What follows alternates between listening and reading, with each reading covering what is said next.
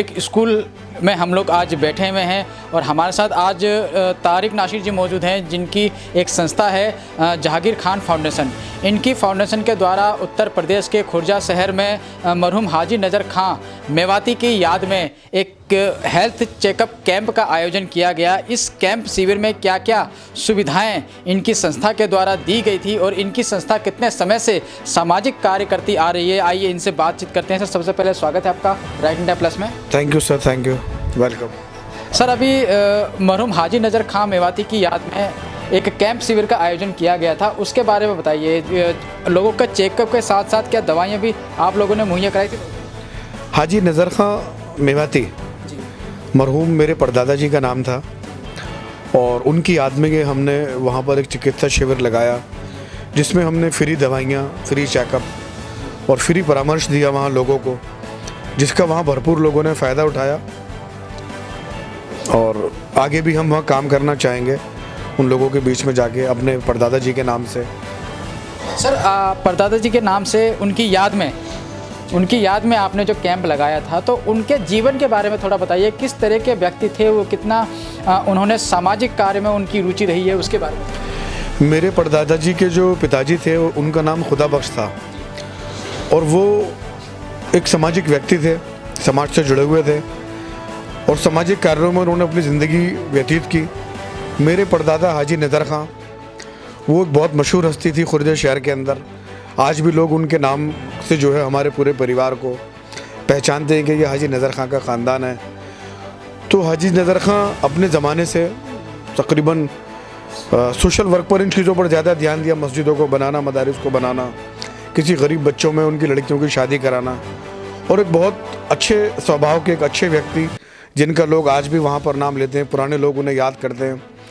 बल्कि पूरे परिवार को आज भी ये कहा जाता है कि ये हाजी नज़र खां का ख़ानदान है और उन्हीं के लिए पूरा एक हमारा एक मोहल्ला ही है जो बसा हुआ है हमारा पूरे परिवार से। बहुत बड़ा परिवार रहा, आज भी वहाँ मौजूद है।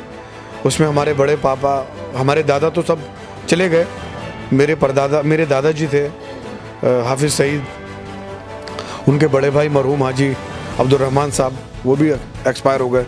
छोटे दादा थे बाबू खां मेवाती, वो भी एक्सपायर हो गए।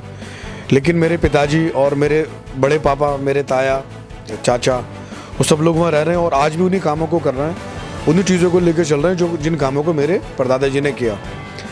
तो मैं दिल्ली से वहाँ गया इसीलिए कि भाई मैं भी उन्हीं कामों को करूँ जो हमारे पूर्वजों ने किया, हमारे बड़ों ने किया, हमारे बुज़ुर्गों ने किया। क्यों ना उस परंपरा को मैं आगे बढ़ाऊँ, इसी को सोचकर मैं अपने दादाजी के नाम से, परदादा जी के नाम से मैंने कैंप लगाया, जिसको लोगों ने बहुत फ़ायदा उठाया और काफ़ी सराहनीय कार्य रहा मेरा वहाँ पर ही, और अभी पहला था।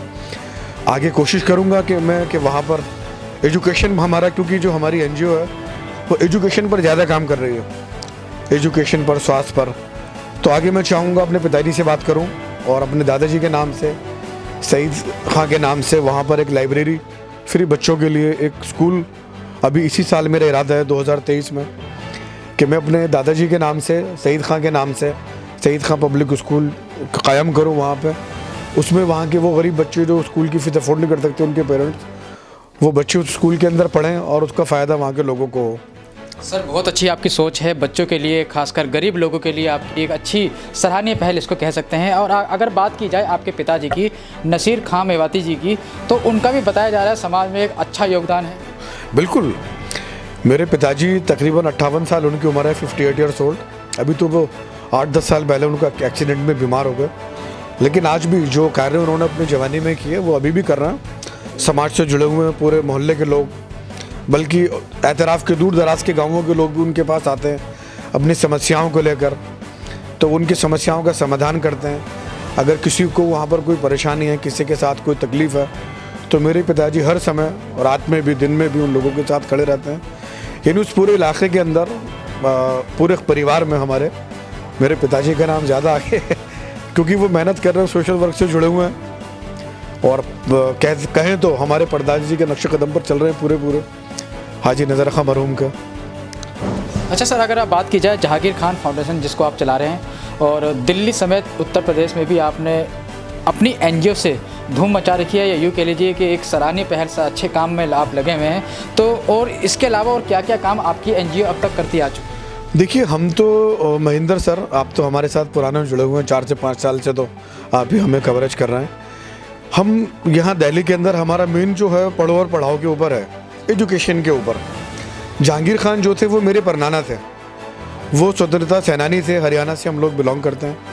वो स्वतंत्रता सेनानी थे और उनका भी हरियाणा के अंदर जो हमारे पूर्वज हैं उनका भी काफ़ी नाम, मेरे नाना जी का नाम, तो उन्हीं के नाम से मेरी एनजीओ है। तो वो इस चीज़ पर हमेशा कहते थे कि बेटा पढ़ लो, आधी रोटी कम खा लो लेकिन पढ़ लो। तो उन्होंने हमारी माता जी को, हमें, हमारे नाना जी ने पढ़ाया लिखाया। और समाज में हम भी ये चाहते हैं कि हर बच्चा, चाहे वो किसी भी वर्ग का हो, किसी धर्म का हो, किसी मज़हब का हो, किसी जाति का हो, हम उसके हाथ में कलम पकड़ाएं।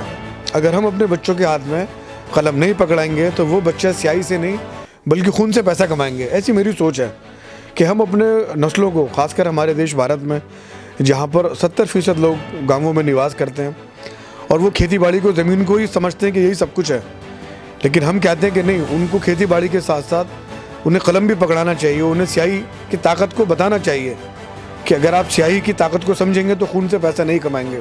पढ़ लिख जाएंगे तो हम, समझ रहे हैं आप मेरी बात को, तो इसीलिए मैं चाहता हूँ कि शिक्षा पर हम लोग ज़्यादा, हमारा फोकस है, शिक्षा पर ही काम कर रहे हैं, स्वास्थ्य पर काम कर रहे हैं। कोविड के टाइम पे हज़ारों लोगों की हमने हेल्प की, जिसके लिए कोरोना वॉरियर्स के हमें कई अवार्ड भी मिले। तो वो कुछ बातें ऐसी होती हैं जो सिगरेट रखी जाती है, हमने मदद की वहाँ लोगों की, काफ़ी हेल्प की हमने वहाँ पर, और अभी भी करते आ रहे हैं, खासकर एजुकेशन के लिए करते आ रहे हैं, स्वास्थ्य के लिए, बस। अच्छा सर, कितना समय हो गया आपकी संस्था को और आने वाले टाइम में क्या आप प्लानिंग कर रहे हैं, खासकर दिल्ली के लिए? मैं दिल्ली में तो देखो महेंद्र सर, मैंने भी आपको बताया, सिर्फ एजुकेशन हमारा मेन मकसद है। मेन मकसद एजुकेशन है कि हम बच्चों को पढ़ाएं। और मैंने अभी जब स्कूल खुले मार्च में, कोविड के टाइम पे भी जब पूरा लॉकडाउन लग गया था, तो बच्चों को ऑनलाइन क्लासेस में कराता था, मेरे स्कूल के बच्चों को, जो कि the first step public school चल रहा है। और उस टाइम पर आप बिलीव करें कि मैंने उन बच्चों से ऑनलाइन पढ़ाई की भी फ़ीस नहीं ली, क्योंकि काम नहीं था लोगों के पास, सब घरों में बैठे थे। तो किस तरह वो फ़ीस को अफोर्ड करते, कैसे फ़ीस जमा करते, सबमिट करते।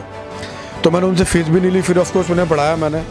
उसके अलावा विश्वकर्मा कॉलोनी पड़ती है, फरीदाबाद हरियाणा का बसंतपुर गांव पड़ता है, वहाँ पर जब कुछ अनलॉक की सुविधाएँ बनी पढ़ाने के लिए, तो मैं वहाँ पे भी गया, वहाँ पे भी हमने बच्चों को पढ़ाया। कुछ माँ बाप जो फ़ीस दे सकते थे उनसे बहुत रिजनेबल फ़ीस हमने ली, 100 रुपये 200 रुपये।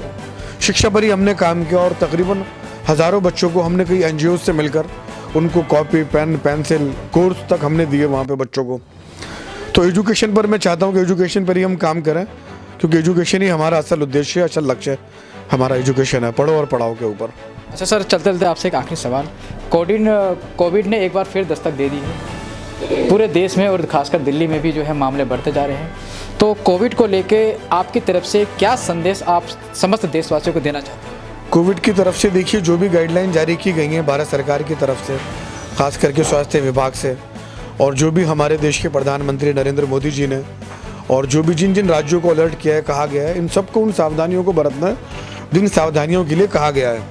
कोविड क्योंकि एक महामारी है, वो किसी के साथ भी हो सकती है, तो ये चाहिए कि भाई जो भी गाइडलाइन दी जाए कोविड की, उसको फॉलो करें, और सभी के लिए ज़रूरी है उसको फॉलो करना। तो ये तारिक नासिर जी हमारे साथ मौजूद हैं, जो कि जहांगीर खान फाउंडेशन के संस्थापक हैं, या यूँ कह लीजिए उसके राष्ट्रीय अध्यक्ष हैं, और इनकी निगरानी में संस्था काम करती है और काफ़ी लंबे समय से सामाजिक काम करती है वही ये संस्था आ रही है। और आने वाले टाइम में संस्था के द्वारा और क्या क्या काम होंगे, क्या क्या सामाजिक काम संस्था करेगी, वो हम अपने चैनल के माध्यम से आपको दिखाने का प्रयास करेंगे। तब तक आप जुड़े रहिए और बने रहिए राइट इंडिया प्लस के साथ। नमस्कार।